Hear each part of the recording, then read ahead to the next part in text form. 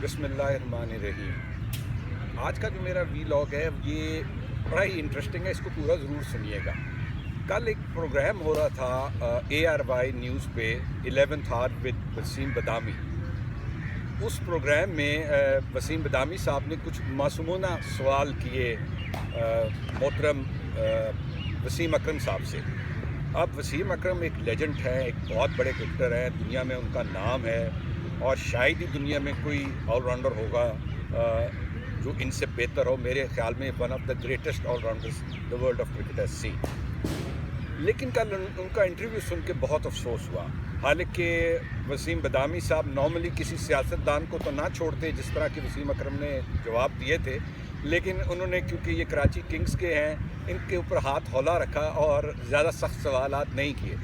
लेकिन मुझे बहुत दुख हुआ इतने बड़े प्लेयर का कि वो उस टीम को डिफेंड कर रहा था जिसको डिफेंड उनसे सही हो नहीं रहा था। मसलन पहली बात तो उनकी ये बताता हूँ कि उन्होंने मेरे जैसे और लोग जो हैं जर्नलिस्ट, तजिया निगार, उन सब पे क्रिटिसिज्म किया कि जी पता चलता कुछ होता नहीं है और आके क्रिकेट के ऊपर तबसरे कर देते हैं। बिल्कुल वसीम भाई आप ठीक कह रहे हैं, हम लोगों ने उतनी क्रिकेट नहीं खेली जितने आपने खेली है, लेकिन हम बड़े पैशनेट लोग हैं और सच्चे लोग हैं और हमें दुख होता है अगर कोई चीज़ गलत हो। तो ये शायद आपका तजिया ठीक होगा, हमारे कमेंट्स जो हैं वो शायद इस काबिल ना हो तो उनको सीरियसली लिया ना जाए।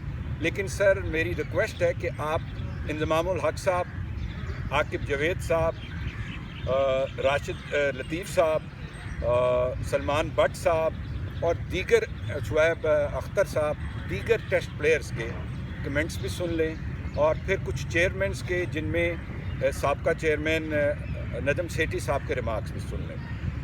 अब आपने हम लोगों को तो पहले फारिग कर दिया था क्योंकि हम टेस्ट क्रिकेटर्स नहीं हैं, तो हमें तो नॉन सीरियस लेना चाहिए, हमारे कमेंट्स को सीरियसली नहीं लेना चाहिए। मगर ये लोग तो सारे टेस्ट प्लेयर हैं तो इनको सीरियसली ले ले। उनमें आपने शुएब अख्तर साहब को भी फारिग कर दिया, कहा कि यार मैं उसको सीरियस नहीं लेता, वो तो ऐसी बातें करता रहता है। तो भाई सारी कौम इस वक्त एक तरफ है, वसीम भाई आप एक तरफ हैं। देखें मुझे ये बताएं कि आपने डिफेंड करने की कोशिश की है आज़म खान को, मेरे ख्याल में आप उसको डिफेंड नहीं कर पाए कल। फिर आपने कहा कि आपको अपनी टीम को सपोर्ट करना चाहिए। बिल्कुल, सिर्फ सपोर्ट नहीं, 100% हम उस टीम को सपोर्ट करेंगे जो सही टीम होगी, जो मेरिट पे जाएगी, जो हम जिसको काबिल समझेंगे। एक पैरामीटर में शर्जील खान अनफिट है, दूसरे पैरामीटर में आज़म खान बिल्कुल फिट है। ज़रा गौर कीजिएगा कि आप खुद ही अपनी बातों को कैसे कॉन्ट्रडिक्ट करते हैं। दूसरी बात ये है कि फ़र्क ज़मान मेरे ख्याल में T20 के लिए सबसे बेहतर था, एज ए हिटर है वो, मुझे समझ नहीं आई कि वो कैसे बाहर होता है। शुएब मलिक की स्टैटिस्टिक्स और रिकॉर्ड इन UAE प्लीज़ निकाल के एक बारी चेक कर लें और जितने आपने लड़के रखाए हैं उनके साथ कंपेयर कर लें जो मिडल ऑर्डर में उसकी जगह पे खेल रहे हैं। ये बात होगी। फिर बदामी साहब ने सवाल किया आपसे कि आपका कप्तान भी खुश नहीं है, यानी कि बाबर आजम ने कहा कि उसने अपने तहफ़्फ़ुज़ात किए अपनी टीम के बारे में। तो आपने कहा कि उनको कंसंट्रेट करना चाहिए कप्तानी के ऊपर, अपनी गेम की तरफ, और उनको अपनी दोस्तियाँ नहीं निभानी चाहिए। I agree with you, I know who you are referring to, जो एक आधा लड़का उनके पसंद का है जिसको वो खिलाते हैं, मैं समझता हूँ। लेकिन मेरा सवाल ये है कि इमरान खान साहब ने ये रीत डाली थी और ये वहाँ से शुरू हुआ है कि कप्तान से होनी चाहिए टीम की सिलेक्शन में, क्योंकि उसने मैदान में टीम को लड़ाना है। अगर वो टीम के साथ कॉन्फिडेंट नहीं है, मेरे ख्याल में वो टीम को जिता नहीं सकता, वो लड़ा नहीं सकता। पहले तो वो खुद कॉन्फिडेंट ही नहीं है जब वो मैदान में उतरेगा।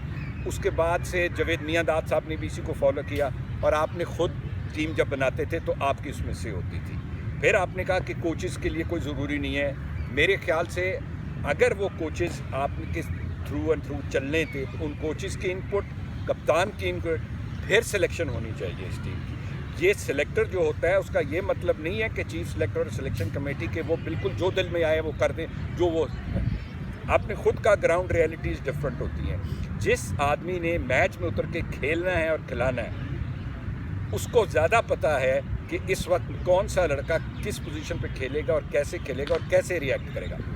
फिटनेस लेवल की जो बात है वो भी आप देख लें कि जो लड़के खेल रहे हैं। फिर आपने कल एक अजीब बात की कि इसने 65 छिक्के मारे हैं उसने, तो इसका मतलब ये हुआ कि अब हमारा मेयार अल्हम्दुलिल्लाह यहाँ तक आने लगा कि सिर्फ छिक्कों की बेस के ऊपर अब टीम बनेगी।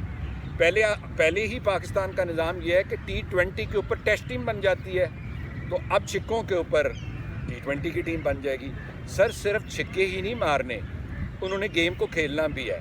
अगर सिर्फ छिक्कों की गेम है तो फिर विराट कोहली को भी निकाल दे, रोहित शर्मा को भी निकाल दे और बहुत सारे लोग हैं इंडियन टीम से निकाल दें। सर छिक्कों की गेम ज़रूर है, T20 में बड़ा हिटर ज़रूर आपको चाहिए, लेकिन वो भी तो चाहिए कि अगर 20 for 3 हो गया तो उसने गेम को कैसे चलाना है। ज़रा ये भी बता दें कि इनमें से कौन ऐसा है कि अगर पाकिस्तान 20 for 3 या 20 for 4 हो जाए तो वो पाकिस्तान को 150 पे कैसे लेके जाएंगे। हिटें मारते जाएंगे, सब आउट हो जाएंगे और ख़त्म हो जाएगा।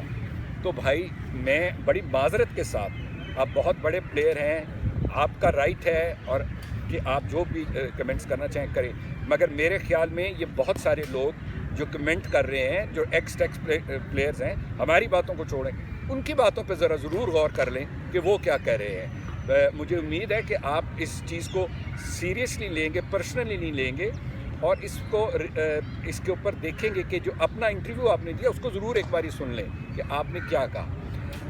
नाजरीन अपना भी बहुत ख्याल रखिएगा और चैनल का भी ख्याल रखिएगा, इसको सब्सक्राइब कीजिएगा और मेरे इस चैनल के लिए भी दुआ कीजिएगा और अपने लिए भी दुआ कीजिएगा। हम सब को अल्लाह ताला अपनी हिफ्ज़ में मान रखे। थैंक यू, अल्लाह हाफ़िज़।